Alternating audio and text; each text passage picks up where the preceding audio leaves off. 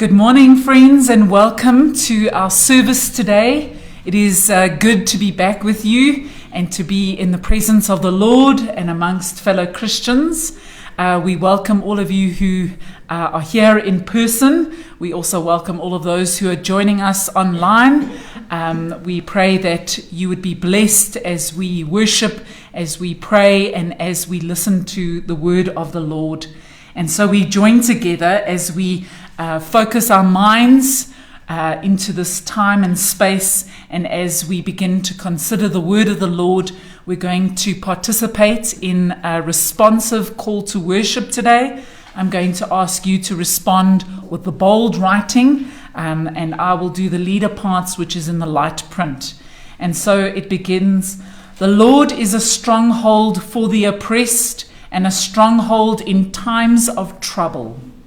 And those who know your name, But they trust in you.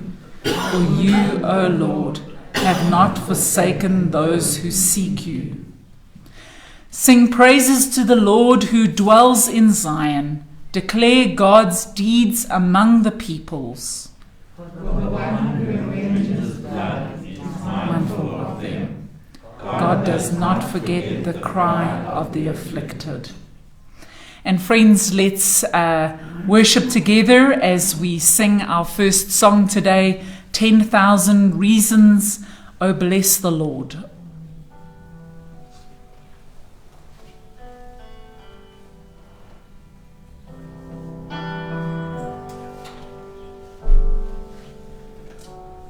Bless the Lord, oh my soul, oh my soul, worship His holy name. Sing like never before, oh my soul, worship Your holy name.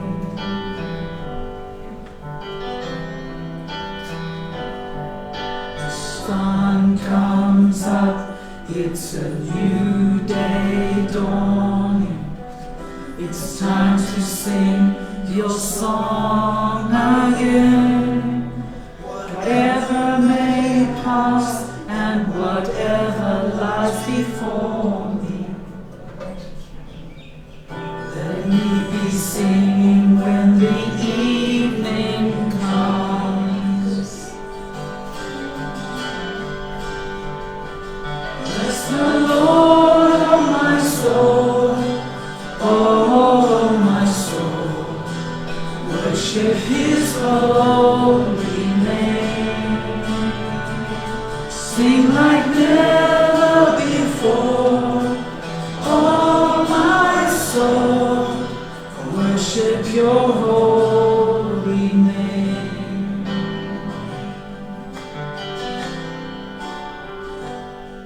You're rich in love and You're slow to anger. Your name is great and Your heart is kind. For all Your goodness I will keep on singing. 10,000 reasons for my heart to find. Bless the Lord, oh my soul, oh my soul, worship His holy name. Sing like never before, oh my soul, I worship Your holy name.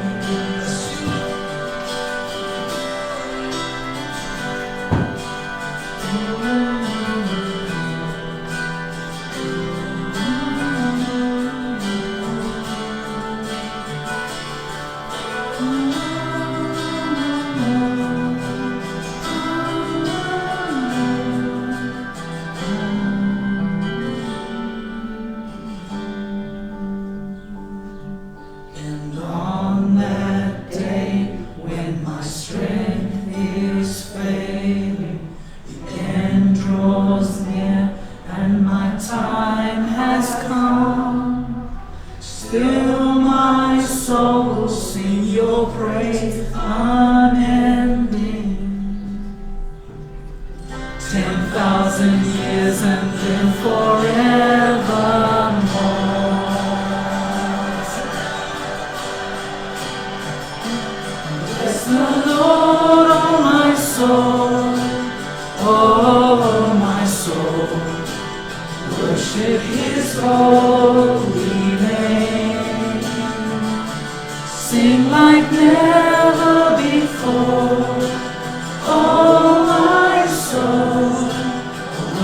worship your holy name. Bless the Lord, oh my soul, oh my soul, worship his holy name. Sing like never before, oh my soul, I worship your holy name. Worship your holy name. Worship your holy name.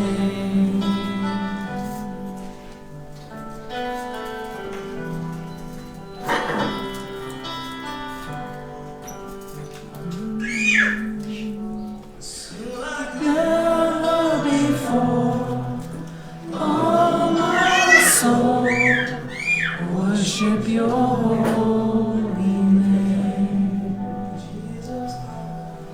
Worship your holy name. Worship your holy name.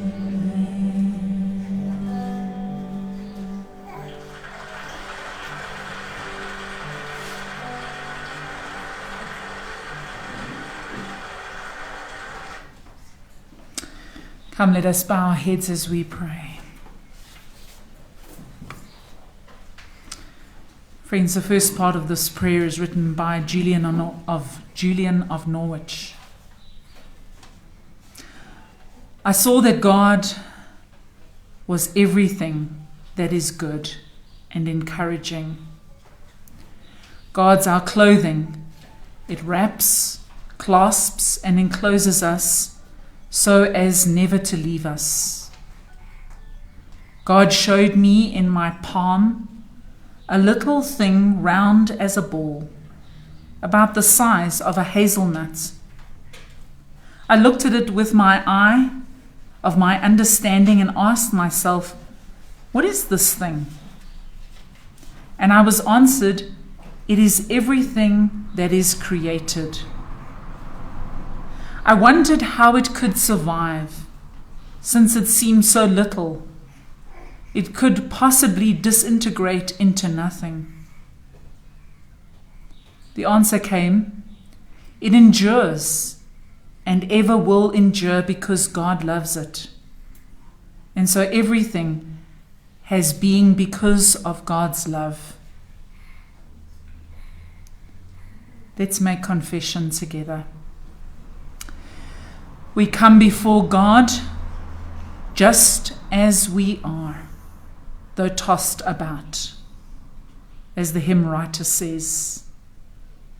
Let us now name our conflicts, our doubts, and our sins before one another and before God. O Lord, we confess that we come to you in the midst of clutter. We have cluttered desks, cluttered schedules, cluttered minds, cluttered lives, and a cluttered planet. The clutter can be like a storm that overwhelms us and distracts us from knowing your presence and hearing your strong voice. We pray for the will to put aside the clutter of life and to listen to your voice, stilling the storm and calming the wind and waves. Help us to let go of our fear and our desire to be in control of all manner of things. Lead us to a place, you in the center of our lives, where if we do, we will also see neighbor, stranger, and enemy. Then help us to cross the boundary waters with you, the one who has broken every barrier down. and lead us to the other side. Listen to these words of declaration of forgiveness. There is therefore now no condemnation for those who are in Jesus Christ. For the law of the Spirit of life in Jesus Christ has set you free from the law of sin and death. Friends, believe this astounding good news. Through Jesus Christ, we are forgiven. Thanks be to God. Amen. Friends, our scripture reading today comes from the Gospel according to St. Mark. We're going to be reading from Mark chapter 4, verses 35 through until the end of 41. It's entitled, Jesus Stills a Storm. On that day, when evening had come, he said to them, "Let us go across to the other side."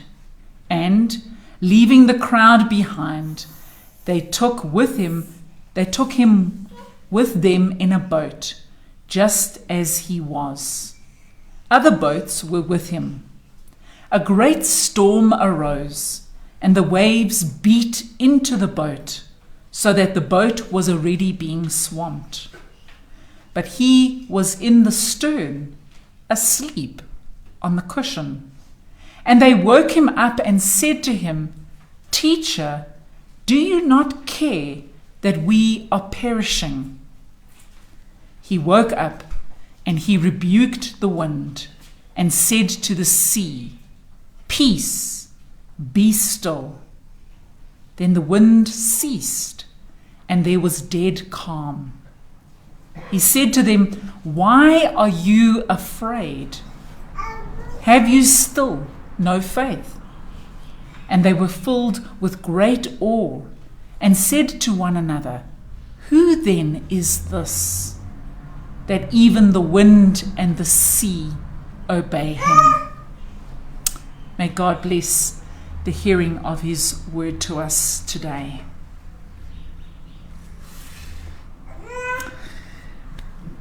I have jumped around a little bit in the texts over the last few months, and I have allowed myself to just discern what the Lord puts on my heart for each week.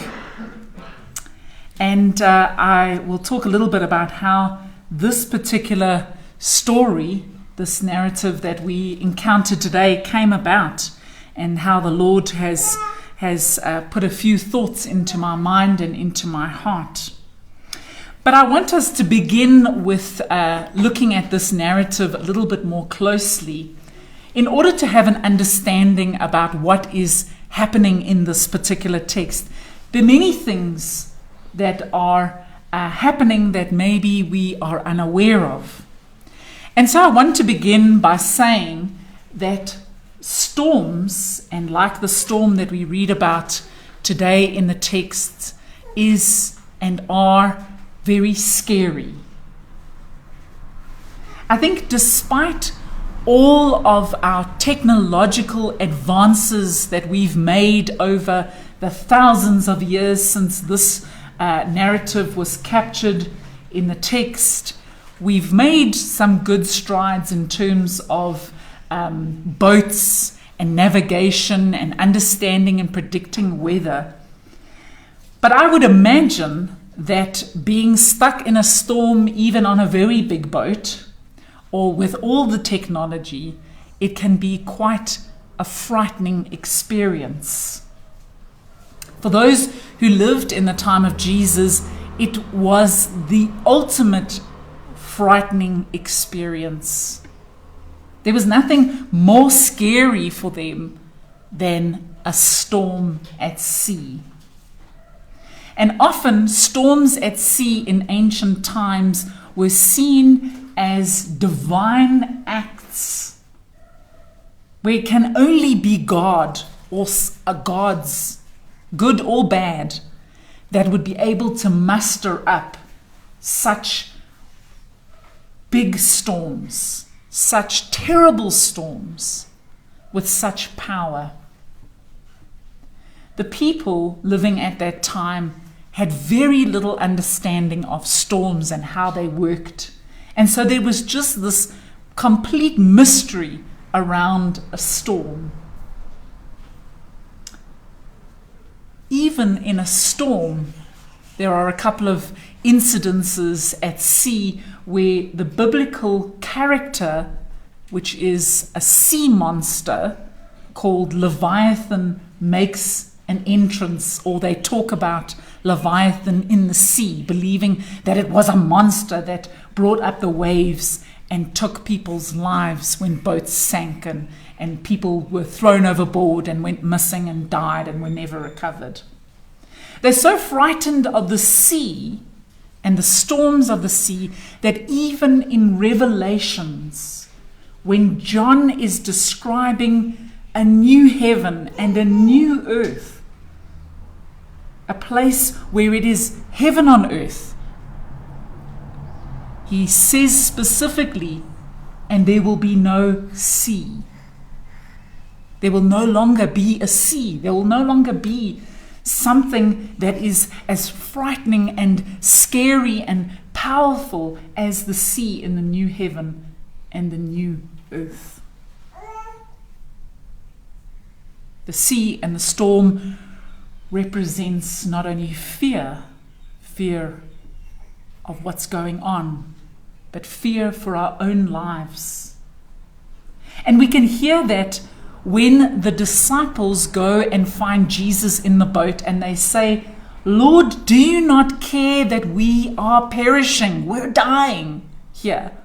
The storm is so big, it is almost engulfing the boat. We're told that the waves are crashing into the boat. And how long can they take the water off of the boat before the boat sinks and everybody in it is basically killed?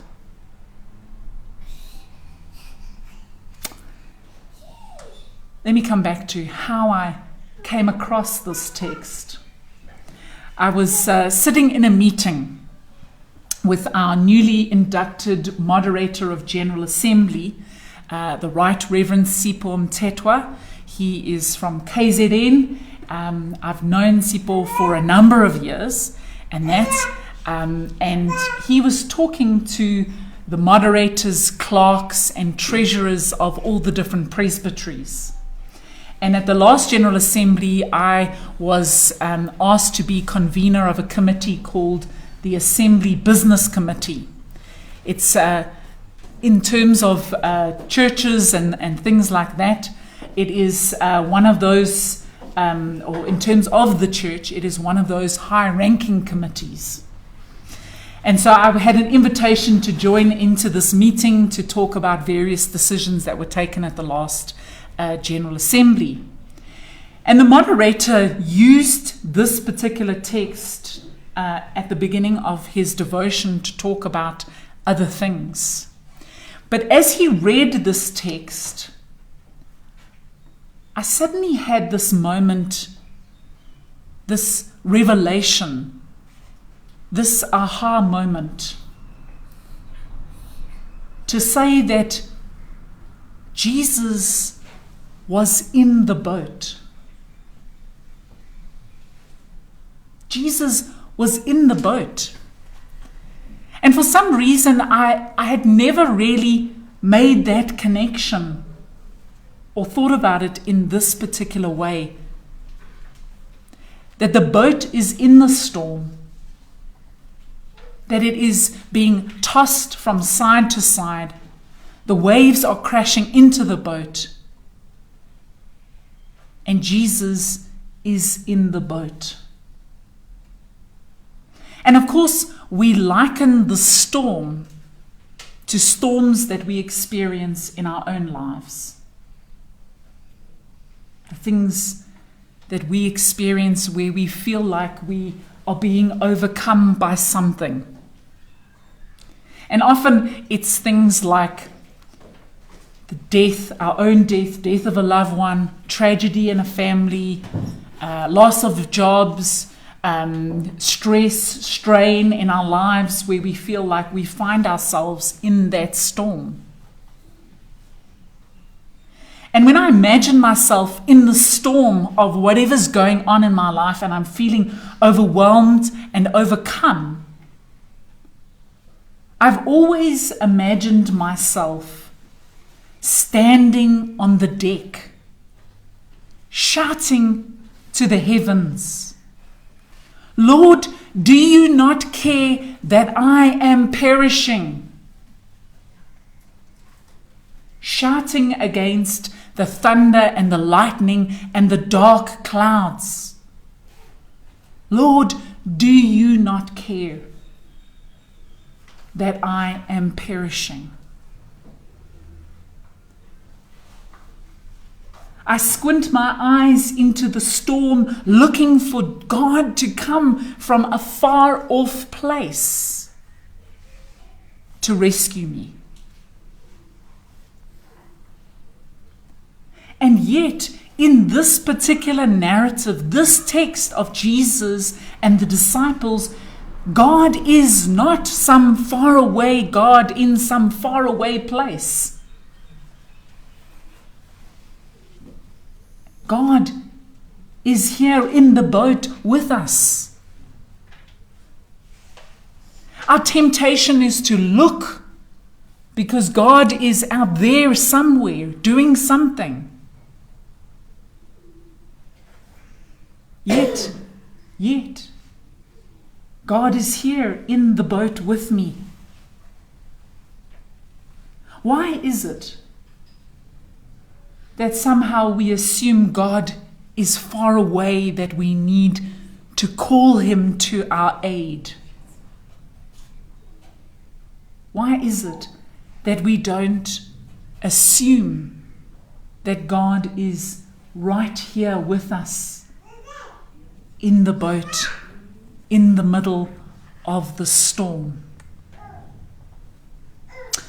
Some years ago, in actual fact, I thought it was the 90s, but when I researched it, it was in 1970s somewhere, that this particular poem or story, I don't know quite how to describe it, actually made its debut. It's one that you know, Footprints in the Sand. Do you remember it? So I must have only encountered it in the 90s, but it's been here for a long time. And I just want us to read it and just listen to the words, because it speaks exactly about what I'm saying today. It goes like this. I dreamed I was walking along the beach with the Lord, and across the sky flashed scenes from my life. For each scene, I noticed 2 sets of footprints in the sand. One belonged to me and the other to the Lord. And when the last scene of my life flashed before us, I looked back at the footprints in the sand. And I noticed that many times along the path of my life, there was only one set of footprints. I also noticed that it happened at the very lowest and saddest times in my life. This really bothered me, and I questioned the Lord about it. Lord, you said that once I decided to follow you, you would walk with me all the way. But I've noticed that during the most troublesome times in my life, there was only one set of footprints. I don't understand why in times when I needed you the most, you should leave me. The Lord replied, my precious, precious child, I love you, and I would never, never leave you during those times of trial and suffering. When you saw only one set of footprints, it was then that I carried you. It was then that I carried you.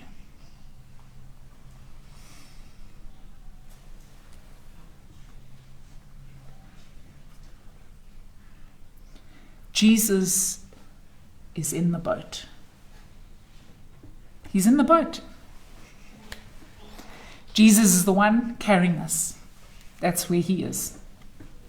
He's not far away, off in some distant place, waiting for us to call him or cry out to him or look for him in those moments. But rather, he is in the boat with us. Michael Chan, commentating on this particular text, puts it like this: storms of adversity often function as a kind of thin space where we not only encounter our own vulnerability, but we also come face to face with the living God. The world we inhabit is full of things both beautiful and terrible. But thankfully, we do not sail these dangerous waters alone. The one who stills the waters with a word has also joined us in the boat. The one who stills the storm has joined us in the boat. Friends, for whatever storm you feel like you're facing in this moment, or maybe your seas are calm, maybe the storm is coming, I want us to be reminded that Jesus is in the boat. And he is the one that has power over all things. For he commands the sea and says, "Peace, be still." And the waves and the wind and the storm immediately stopped. Thanks be to God. Amen.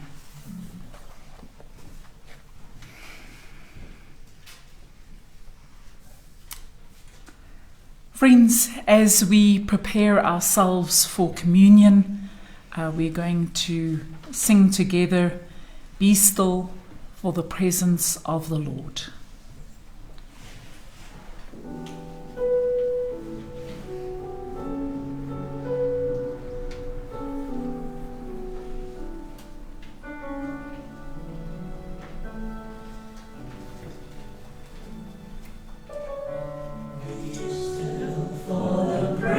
Of the Lord, the Holy One is here.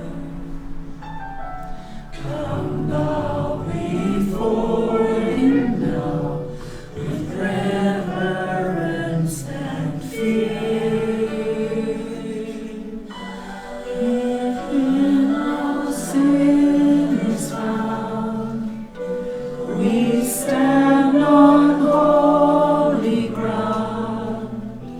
Be still for the presence of the Lord, the Holy One is here.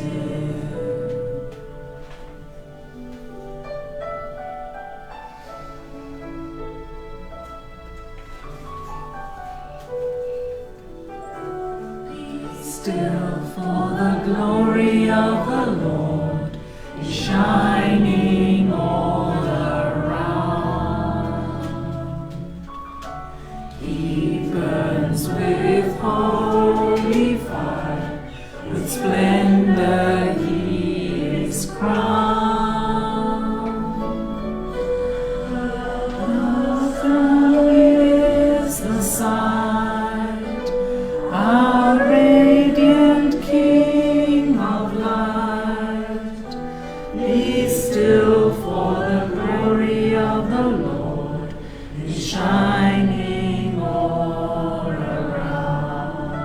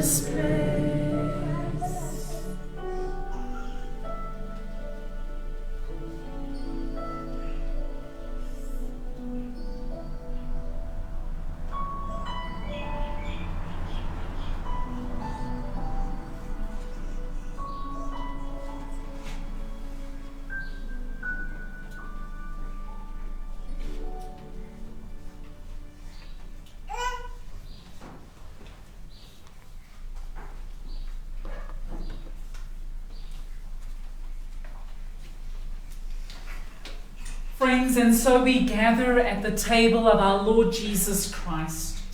We come here from many different places, differing in age, differing in race, differing in orientation, politics, and even religion. As we gather around this table, we discover that our differences are not something we can tolerate, but that our differences are indeed a blessing. The more difference we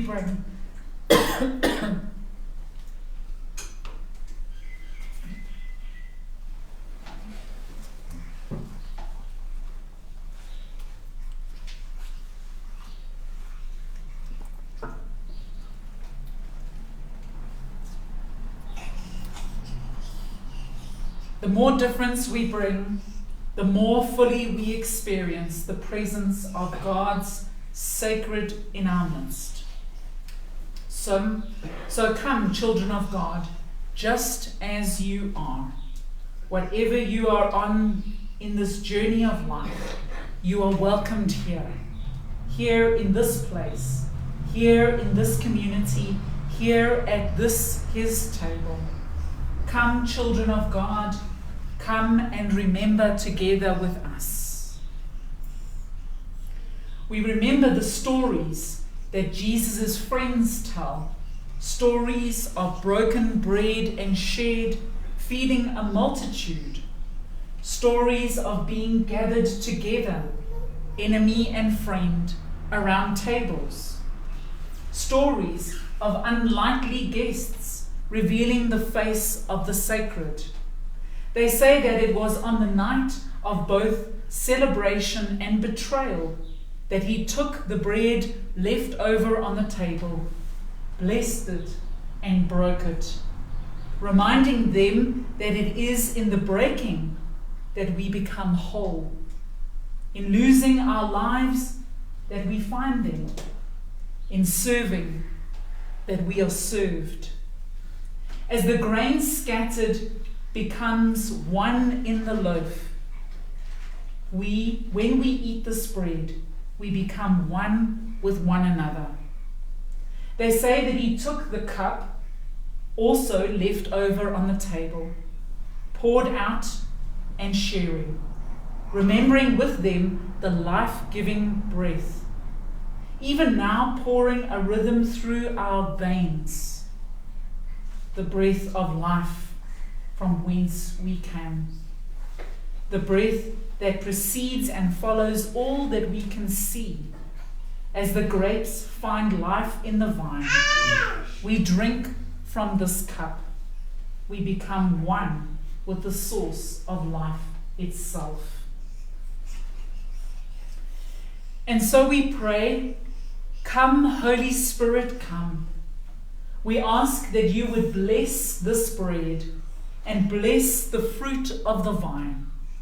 Bless all of us in our eating and our drinking, that our eyes might be opened and that we might recognize the risen Christ in our midst, indeed, and in one another. Come, Holy Spirit, come. Friends, it was on that fateful night where Jesus sat at the table with his disciples that he took the bread, and when he had given thanks for it, he broke it and said, "This is my body which is broken for you. Do this in remembrance of me." And after supper he took the cup, saying, "This cup is the new covenant in my blood. Do this whenever you drink of it in remembrance of me." And so, as the family of God gathered together in this place, both here and at home, we participate in the sacrament of Holy Communion. I'm going to ask you to take your little miracle meal that is found where you were seated, and to remove the thin outer layer, the little plastic bit, to reveal the wafer that is underneath.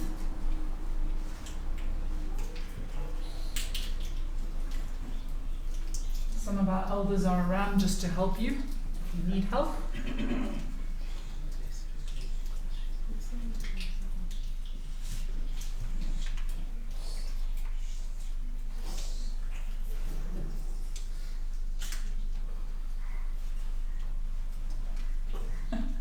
Somewhere between trying to keep it in there and then revealing it when you need it is a challenge. Friends, take the bread and eat of the body of our Lord Jesus Christ.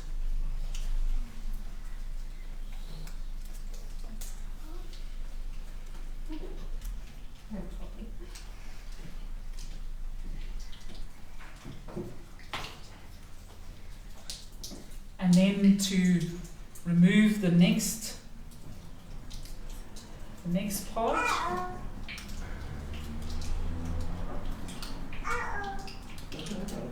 Yeah. Uh-oh. She's prophetic in her words. Oh,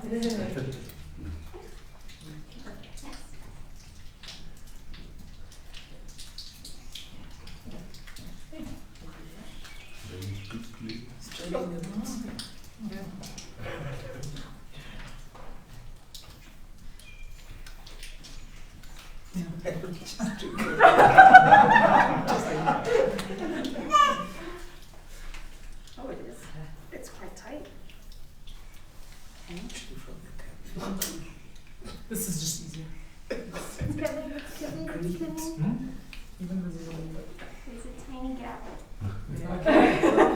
Hopefully you've done better than me. And hopefully it makes you feel better that I struggled also. Friends, this is the blood of our Lord Jesus Christ as it is shed for each of us for the forgiveness of our sins.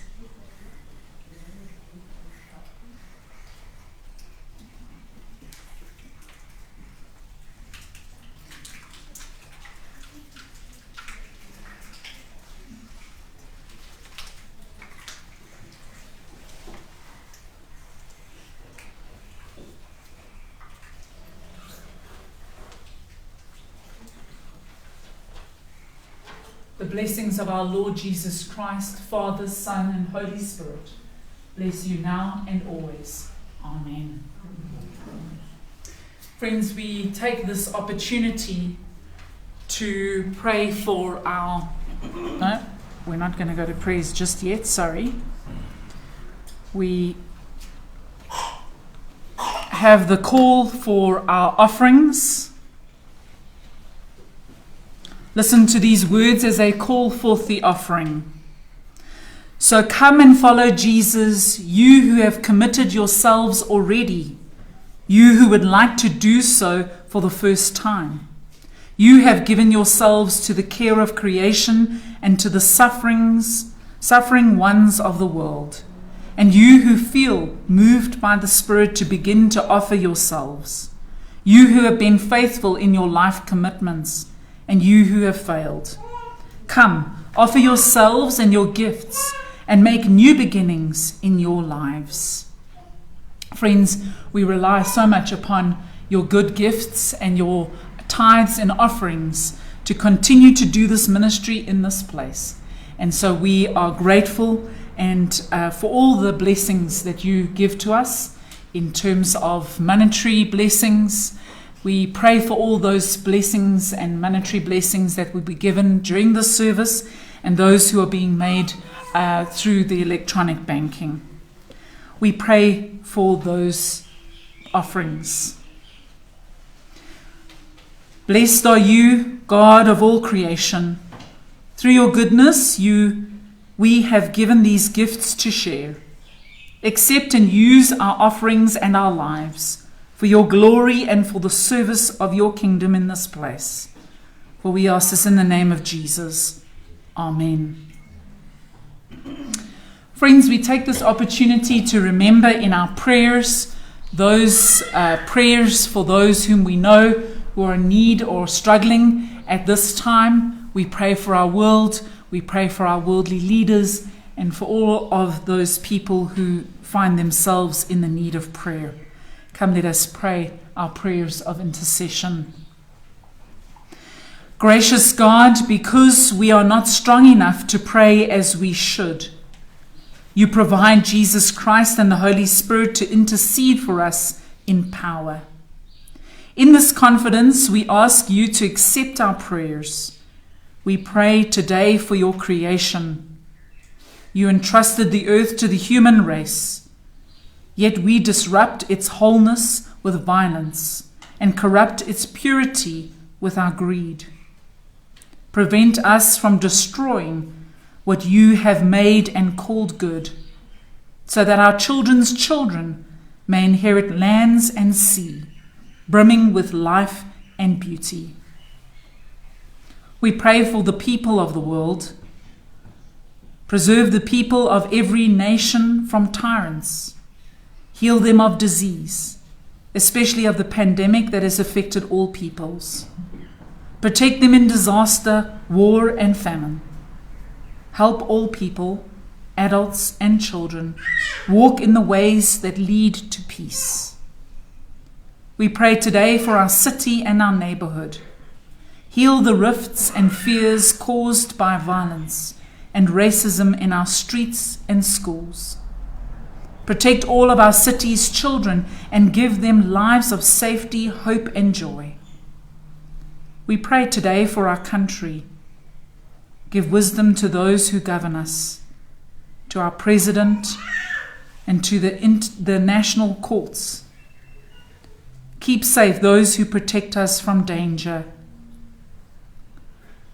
Lord, we ask that justice would flow like life-giving water. We pray for your church. Strengthen its leaders, its ministers, and its elders.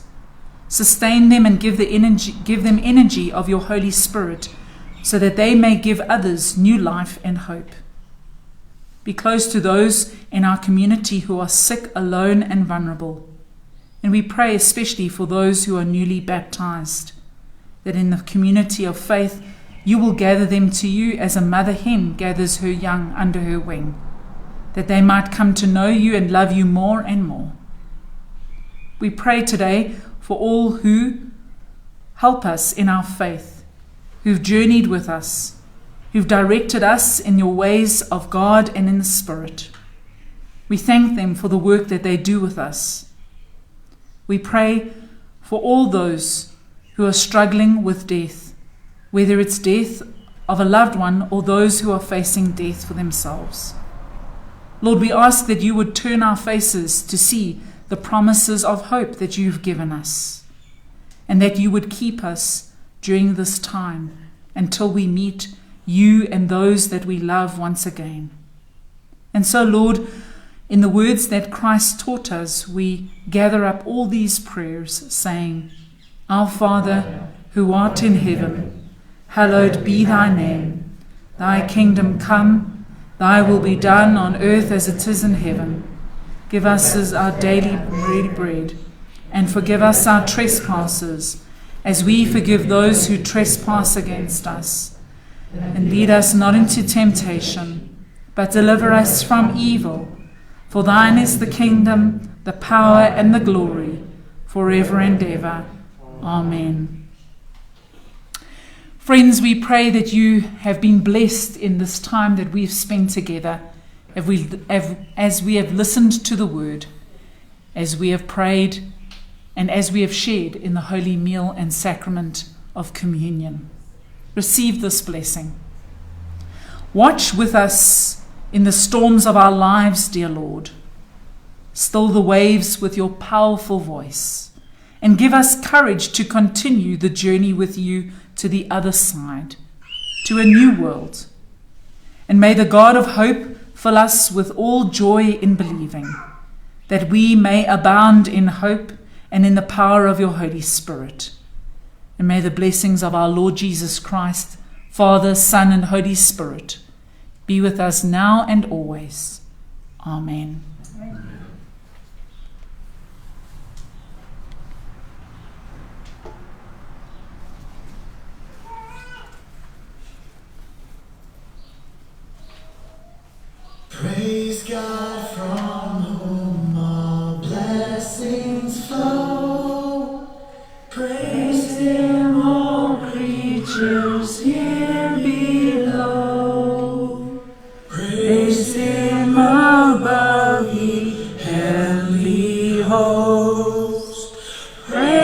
Father, Son,